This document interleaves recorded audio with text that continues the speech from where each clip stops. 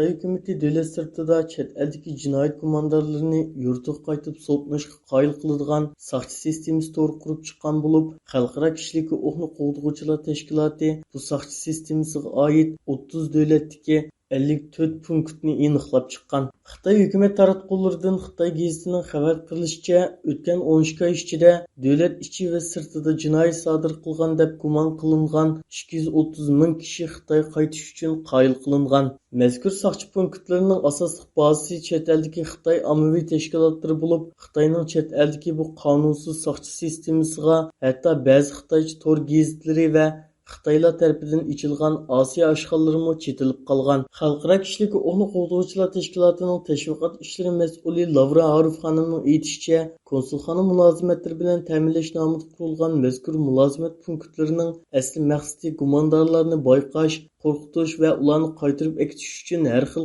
qonunsiz harakatlarni planlash ekan. Xalqaro kishilik huquqni qo'g'dag'uvchilar tashkiloti tomonidan hozirlangan majburiy qaytarish nomli doklad aytilishicha, Xitoy bu orqali chet eldagi siyosiy faoliyatchilar va o'qituvchilarni asosli nishon qilgan bo'lib, Xitoy amalli organlari buning uchun o'zining jinoiy ishlar huquq doirasidan halqib harakat qilgan. Xalqaro kishilik huquqni qo'g'dag'uvchilar tashkilotining tashviqot ishlari mas'uli Lavra xonim ziyoratimizni ilxat orqali qabul qildi. U Xitoyning chet eldagi soqchi punktlarining Uyg'ur, Tibet, Tayvan yoki Hong Kong faoliyatchilari nishonlanganligiga oid konkret isbotga ega emasligini, biroq Xitoydagi eng chong tahdid ostidagi guruhlarning bu soqchi punktlarining asosiy nishoni ekanligini aytdi. U ilxatida mundoq dedi: Biz barliq demokratik organlarni xavfga uchrash ehtimolligi yuqori kishilar bu xil ahvollarni doklad qilganda o'zini bexatar his qilish uchun yetarli doklad qilish va qo'g'dash mexanizmi o'rnatishga chaqiriq qilamiz.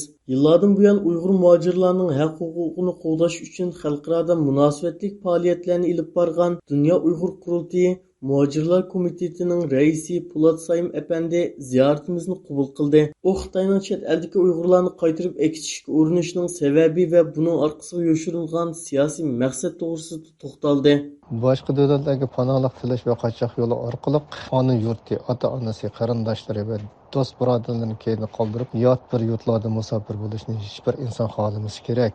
Agar har kim o'z yurtida xotirjam, ko'ngillik va hayotiy xatarga yetmagan, erkin yashay olsa, kim mumkinda qanot to'kilgan, suyimlik ona yurtidan ayrilib musofir yashashni xohlaydi. Chet elga chiqib ketgan Uyg'urlarni Xitoy qaytarib ketishga ko'plagan mablag'larni sarflab, xalqaroda Uyg'urlarning obrazini yomon ko'rsatyapti. Xitoy Uyg'urlarni qaytarib ko'z oldida bosh qo'ysa, ular uchun oson bo'lganligini bular obdan biladi. Shunga Uyg'urlarni birlashtirmaslik, vatan xalq deganlarni yolg'iz qoldirish, shuning bilan assimilyatsiya yoki qirib yo'qotish uchun chet elga chiqib ketgan Uyg'urlar musofirlarni shu amalning boricha qaytarib aketishni tirishdi. Ispaniya axborot vositasi Pochta gazetining xabar qilishicha, Xitoy Ispaniyaga 9 qonunsiz soqchi punkt qurib chiqqan bo'lib, dokladda yer olgan davlatlarning ichida eng ko'p Xitoy soqchi punkti qurilgan davlat hisoblanadigan. Navbatda Ispaniya ichki ishlar ministrligi bu ahvolni tekshirishga boshlagan. Irlandiya vaqt gazetining xabar qilishicha, Dublin shahridagi Xitoyning qonunsiz soqchi punkti Irlandiya hukumatining diqqatini tortgan. Hukumat ministerliği parlamentda bu vaqtda turli savollarga duch kelgan. Tashqi ishlar ministri Simon Kovani bu vaqtda Xitoy elchixonasi bilan bo'lgan suhbatining davomlashayotganligini aytgan. Adliya ministri Helen McEntee ifoda bildirib, davlat ichida chet el soqchixonalarining amalliq faoliyatlarini yurgizishning mumkin emasligini aytgan. Majburiy qaytarish nomli dokladda aytilishicha, Xitoy hukumatiga va ba'zi manbalar bu soqchi sistemasining 10 yil burun qurilishga boshlaganligini e'tirof qilgan.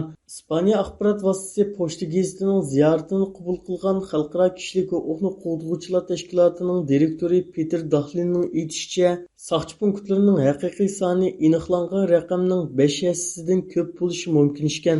Xalqaro kishilik huquqni qo'g'dag'uvchilar tashkilotining majburiy qaytarish nomli dokladida aytilishicha, Kommunist partiya va bexatarlik organlari bu xil usullar orqali ikki taraflik soqchi va adliya hamkorlik mexanizmidan aylanib o'tib, qonun bilan idora qilish prinsipiga ve başka devletlerinin zimin bütünlüğüge ig'ir darajada buzg'unchilik qilgan. Lavra xonimning aytishicha, Xitoy davlat halqigan bostirish va amalliq taktikalarining mavjudligini va ilib berayotgan chet eldagi soqchi faoliyatlarini e'tirof qilgan bo'lsa-mu, afsus bu ahvol hozirgacha nurg'un demokratik davlatlarning yetarli diqqatini qo'zg'amagan.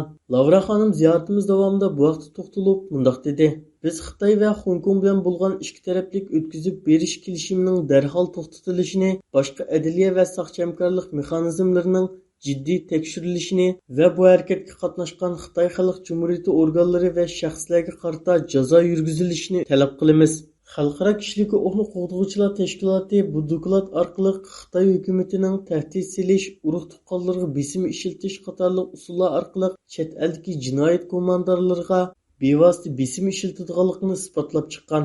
O'rganishicha Uyg'ur elitki xalqlarining ahvoli texmi og'ir bo'lib, 2017 yilning 5-dan e'tiboran Xitoy hukumati chet eldagi Uyg'urlarning oilalarini turmalarga va yig'ilish lagerlariga keng ko'lamda qamagan. Chet eldagi Uyg'urlarning yurtidagi urug' tuqqanlar bilan bo'lgan aloqasini butunlay uzib tashlayotgan va bu Uyg'urlarga tahdid solgan. Dunyo Uyg'ur qurultiyi muhojirlar komitetining muavin raisi Mehmet Jalabchi ziyoratimizni qabul qilib, Xitoyning chet eldagi Uyg'urlarga solgan tahdidlari va qaytishga zo'rlash usullari to'g'risida tafsiliy to'xtaldi.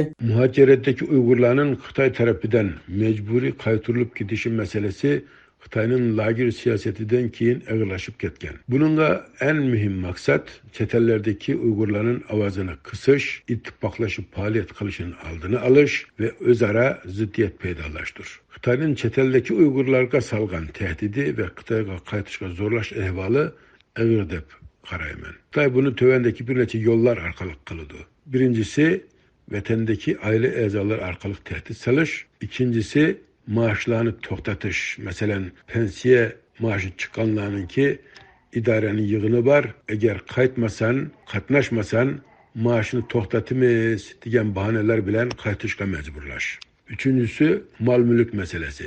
Bir kısım adamlarının mal mülkünü satışıga ruhsat vermezlik yoki müsaade kılış arkalık qaytışını mecburlaş.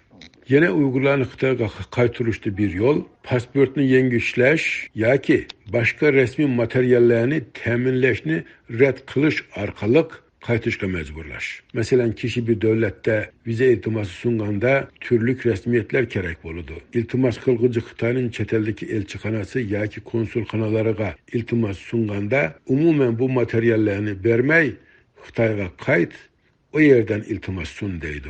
Qaytganda elbette lagerge solaydı. Yine birisi başka devletlerge besim işletiş arkalık Uygurlarning qaytarilishini kolga keltirish işi var. Bununla 2015 yılı Tayland'dan 109 Uygur karındaşımızın özlerinin iradesiga xilaf halda Xitoyga qaytarilishini misal ko'rsataleymiz. Hazır mı Tayland'daki 54'deki Uygur karındaşımızın Xitoyga qaytarilishi uchun qattiq basım işletiyotidi Xitoy. Wilson Center namlıq Tədqiqat İnstitutunun ötkenlerde çıkargan bir materyaliga qaraganda yüzlerce kişi türlük yollar bilen Xitoyga qaytarilibdi. Ehvalının Uygur muhacir ve kişilik hukuk faaliyetçileriga qaratilgan yoki qaratilmaganlığı meselesiga kelsek, Xitoy elbette hem Uygur faaliyetçilerini qaytarishni xohlaydi. Lekin ularning hergiz qaytmaganligini aniq bilganligi uchun ko'parak ularning faoliyat qilishini to'sash maqsadi bilan turli yo'llar bilan tehdit solish, o'zaro ziddiyat paydolash ishlarini qiladi. Undan boshqa faoliyatchilarning tuqqanlari orqali tehdit solish yoki namoyishlarga qatnashganlarga haqoratlash ve tillash degandek ishlar yuz berdi. Bu programni Fransiyadan azıq tayyorladi.